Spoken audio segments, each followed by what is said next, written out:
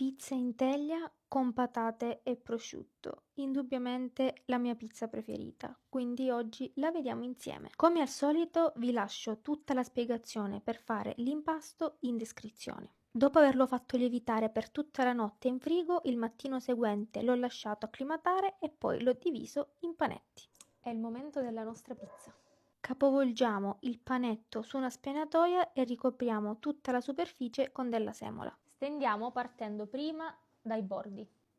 Li schiacciamo così bene, con movimenti lenti ma decisi e dita ben aperte.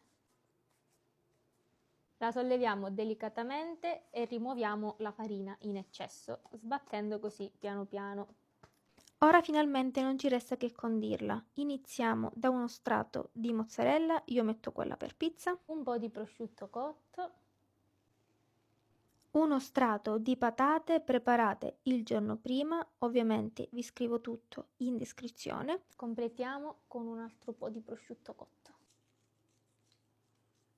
Un bel giro d'olio e ci siamo. E via in forno alla massima temperatura, 5 minuti sulla base e 10 minuti nella parte centrale.